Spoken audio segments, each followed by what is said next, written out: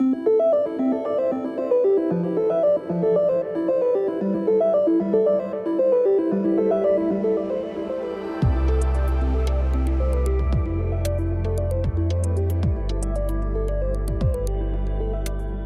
education has always had to market in a sense, but there was always a belief in the population that you almost had to get a college degree to be successful.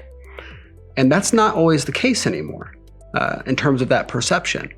And so what higher education institutions are having to do is really communicate our message better, the value of a higher education, the outcome, how it's going to improve your life, how your contribution is going to improve society, and then doing that in a way that is impactful and can help spread the awareness of the university.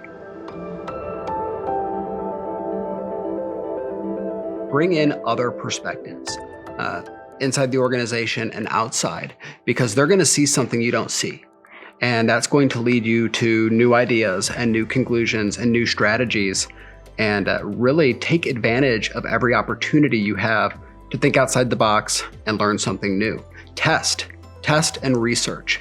One of the things that really has transformed our marketing strategies at Lindenwood was conducting robust research and laying down a strong foundation of data to make good data-driven marketing decisions.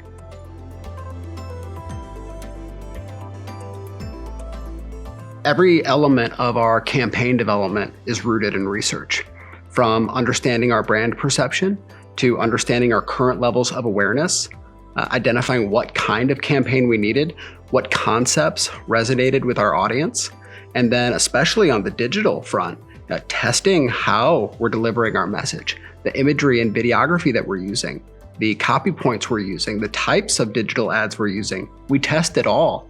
And that really leads us to the best conclusions for how to deploy our marketing efforts.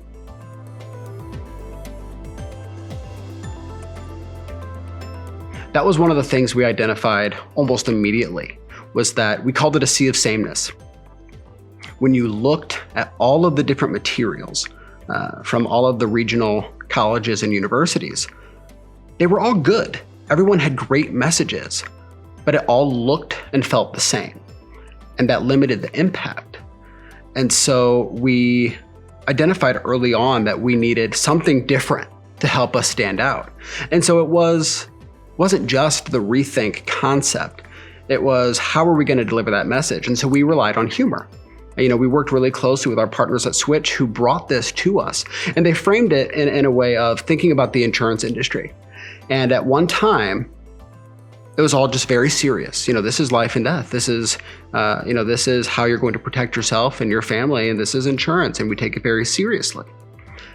Well, one of the big companies led with humor, and now I challenge you to find an insurance commercial that isn't humorous in its concept. And so no one in higher education in our region was doing that.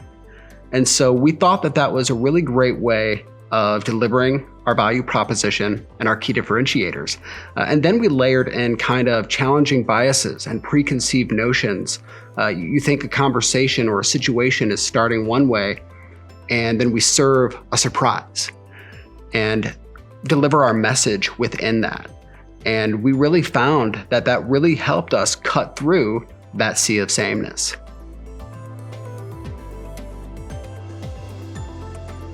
Our research indicated that we had a struggle with brand perception and brand awareness in the market. And so we knew that going with broad channels was going to help us reach a wider segment of the population. Also, what we were doing that was unique for this campaign is we weren't just focusing on college intenders. We wanted to hit what we call our influencers, and that's our parents, our coaches, our counselors, friends and neighbors of a college intender, whether that's a traditional undergraduate student or an adult learner. And so that required us to cast a little bit of a wider net. Our digital elements allowed us to get a little more narrow with our targeting, but we really wanted to take advantage of those broad channels so that we could hit a large portion of the population.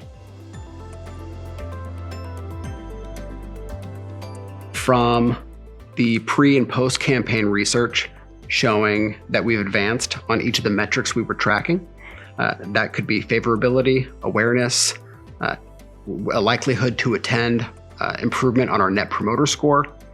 Two direct impacts that were felt on the organizational level.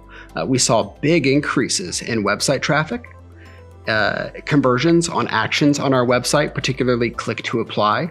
We saw increases in applications to the tune of 7.5% over the previous year. We did see a 9% increase in total student enrollment for the year and a 40% increase in campus tours.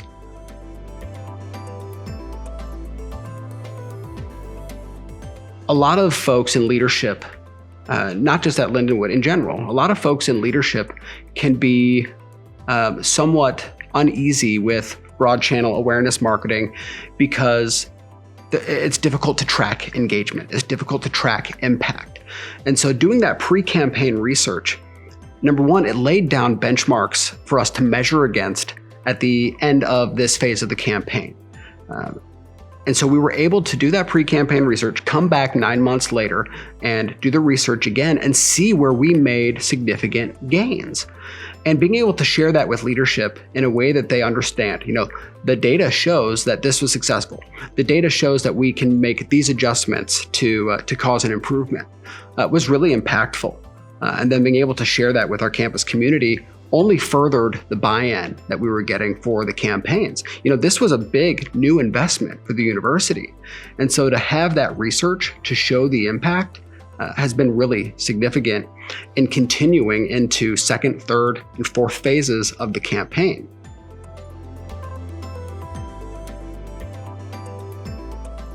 Organizations are constantly changing. Leadership turns over, contributors turn over, your mission evolves and changes, and having a solid foundation of research and record keeping of how things have performed, how parts of the campaign has performed, what the campaign looked like visually and how that evolved over time can really help insulate against those changes so that you're just growing. You're not having to go back, re-educate. You're not having to go back and start from scratch on elements of the campaign. That growth is continuing when you take a foundational and building approach.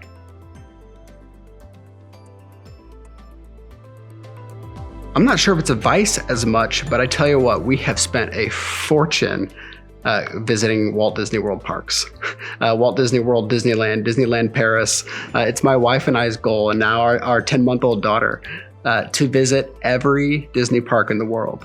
It might take us our whole lives, but that's the goal. I also enjoy a nice bourbon.